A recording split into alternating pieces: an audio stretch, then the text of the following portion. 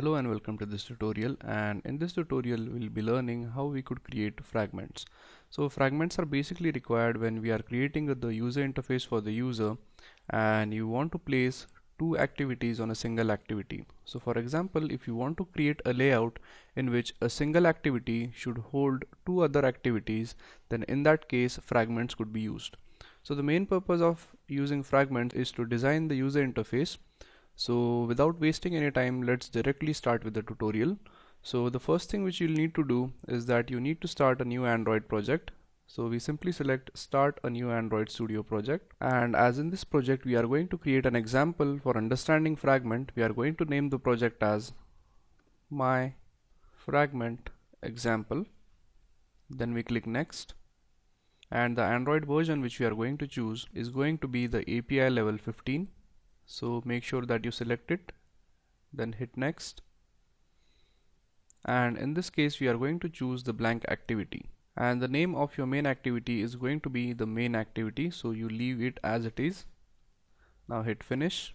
Now as you could see, this is our main activity screen, and basically what we are trying to do in this tutorial is that we are going to divide this main activity screen into two parts. So the first part of the screen would consist of the fragment number 1, or our first fragment, which is going to hold only a edit text and a button, and the next part, or the bottom part, or the bottom fragment, is going to hold an image.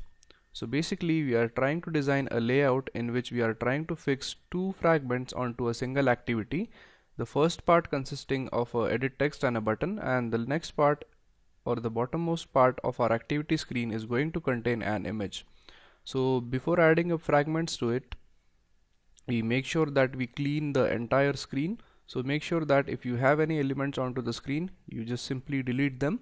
And once you have cleaned up the activity screen, the next thing which we need to do is that, as we need to use an image right over here in the second fragment, in order to import image into Android Studio, you simply go to the image which you want to use. So for example, I have downloaded an image here. So if we want to use a particular image in Android Studio, or if you want to import it, we simply right click on it, copy it, come back to Android Studio, and in the Android Studio we are going to have option for a folder which is called as the resources folder, and inside the resources folder we are going to have another folder which is called as the drawable folder. So this drawable folder is basically going to consist of images which we are going to use in our Android application. So every image which we use in our Android application is going to be stored in this drawable folder. So the image which we have stored on the desktop should also be stored in the drawable folder if we have to use that image into our application. So in order to add that image, as we have copied the image, we simply right click on this drawable folder and just simply paste it over here. Then simply click OK. And one more precaution which you have to take is that the image name which you are using should never start with a number, or it should not include a number. And that is because when we have an image which is numbered, and when you use it in your Android application, it is going to cause some errors. So make sure that you avoid that.